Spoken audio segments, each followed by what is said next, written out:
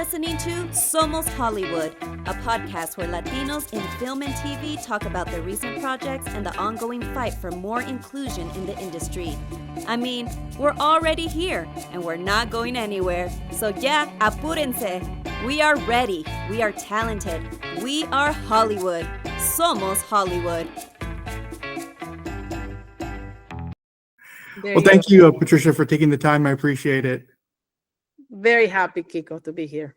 So I know you have experience directing action sequences on series like Jack Ryan, but what was it like shooting your first action movie? It was awesome. It's something that it's funny because it's something that I feel natural doing it. I've never thrown a punch in my life, but somehow I'm able to tell the stunt coordinator, I don't believe this punch. What about, doing this instead of that or whatever, like it's just, I guess we've seen a lot of movies. Latinos, we love action movies. All our lives, I've watched movies, or maybe I have a past life where I was a warrior, a man. So it was really fun. It was challenging because movies are always challenging. You'll never have enough time, enough money. But in this case, I wanted to really fight and protect the action because the budgets, tend to shrink once we are on set. They tend to not want to spend money. And I felt it was very important as a Latina, as a woman and as a Latina, to just do really good action so that there was no question that we can do it. Definitely. Yeah. Did that put added pressure on you to, be able to show people that you could do it? So, either yourself or the next Latina in line could get that chance again? The pressure is always on. I've always known that as a woman, I need to perform or overperform so that the ones that are coming behind me have the doors open.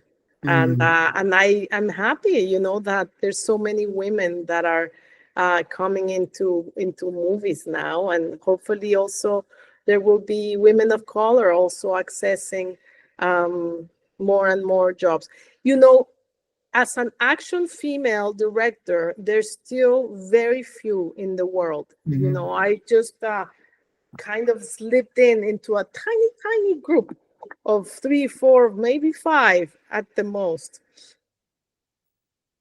Now you've done a lot of films that are very intimate, like Under the Same Moon, Girl in Progress. Even the 33 is very intimate, even though there's some tense moments in there. Did this film feel like just a bigger production in general? Did it feel like a bigger movie, like you're on a set of something that you hadn't experienced before? I have to say that every movie, I feel that if it's good, it's intimate. Even if you have a very large set with a lot of people or a lot of tools, at the end of the day, the communication with the audience happens between the actor and the audience, and between two actors creating, really getting intimate. And so in that sense, this movie was very important for me, that we really still created a story and characters that people care about. We added, for instance, a very strong storyline that gave the movie a lot of heart, in which she's having a fight with her teenage daughter, and that's a very, very universal feeling that both mothers and daughters share. That's at the heart of the movie. Or the Viola Davis character that has is going through all these issues of people not trusting her, or herself not trusting herself too. So all that within the big action, and that's where I put my head, and that's where I concentrate, so that I don't lose in myself feeling nervous or tense about handling such a big set. It was a very large set with very big things, like the presidential convoy, the beast, or the helicopter. Yeah, definitely. Well, you brought up the fact that maybe you, in another life, you were a warrior. We know that Viola Davis has played a woman king in that movie. What did she bring to the table as such a strong female character in this one? I mean, she's playing the president of the United States, so I don't think you can get any more powerful than that, correct? Yes, I think Viola came in very, very fit already. So that was already in her.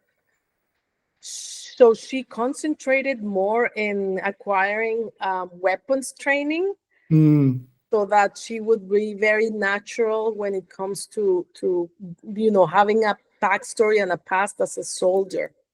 And what she brought, besides being a real true action hero, which she proves herself to be in this movie, she also is bringing the Viola Davis touch, which means getting right there into the heart of the character to a very, very vulnerable place. mhm. So it's a very cool combination of the two things that is going on in G20. That's awesome.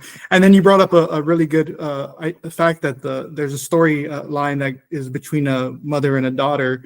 Um, I have a 13-year-old daughter myself, so I'm assuming that even if you're the president, you have these problems. I love the fact that it's just a family story as well, and these things are happening, and you might not think like, oh, in the White House, these are the same problems that every parent has.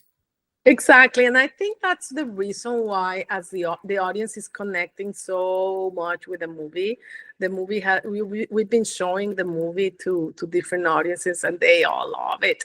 And I think it has to do with that, with connecting to a very universal thing, which is the troubles that a family is going through. In this case.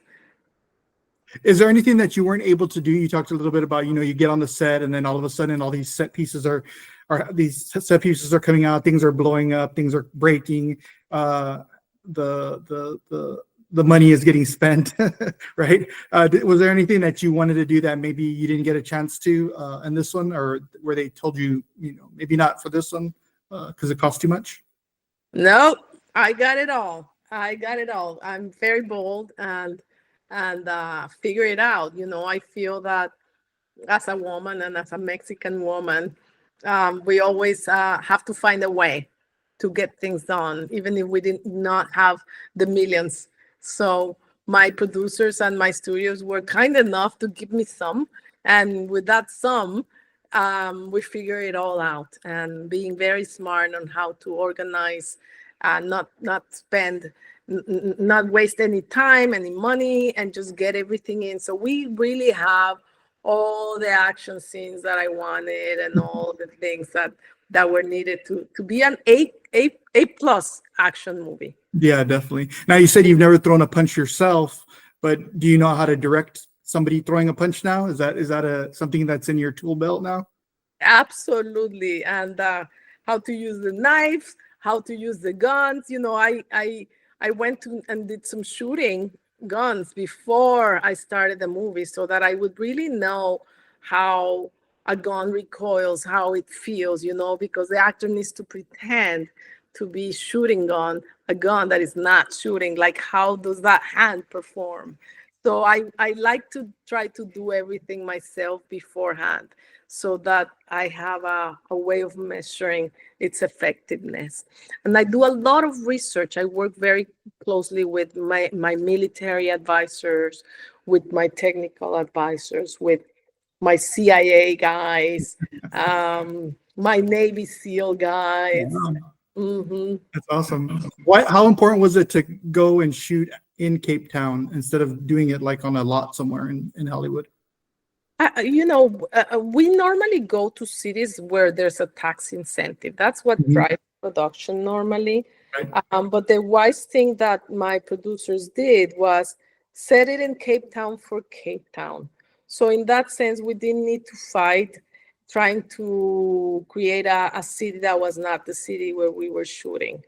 At the same time, the movie has all this action over one night. That's why it's like Die Hard. And it takes place in one single location, in this case, a hotel.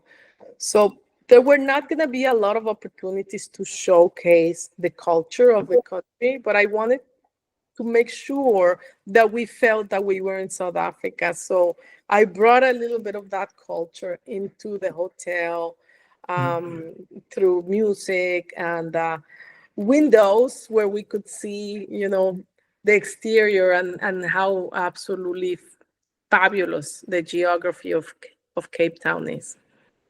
As I was watching this movie, I just kept on thinking how amazing it would have been if Kamala had won and was in the White House and was in the same kind of, a woman of color, an African American woman, in that situation, in that powerful role.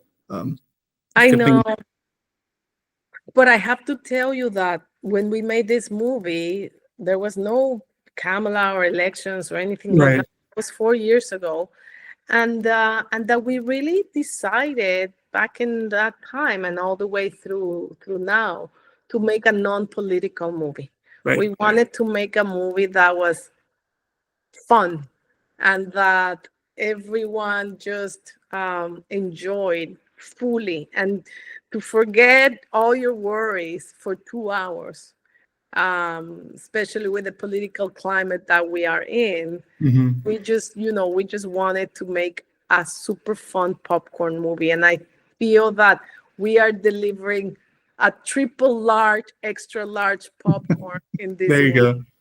And I'll make this my last question, but now that you have an action movie under your belt, there's tons of franchise action movies out there. If somebody like Marvel came to you, would that be an opportunity that you would like to jump at, or another Mission Impossible, or there's tons of things, James Bond, Of course. Are you kidding me? That would be amazing. I would love that, especially because I think they would have a little more budget, a little less limitations, even though every movie has.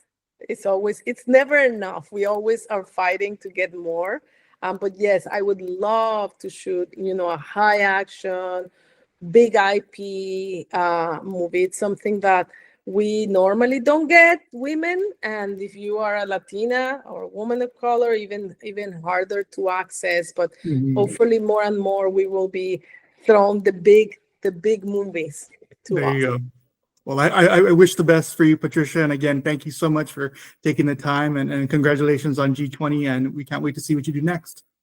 Thank you. And please send everyone to watch it. This is very important. In order to do the next, people need to watch this one. Exactly. I want everybody to know also it's a Latina directing it. Thank you very much, Patricia. Have a great rest of your day. Thank you. Bye.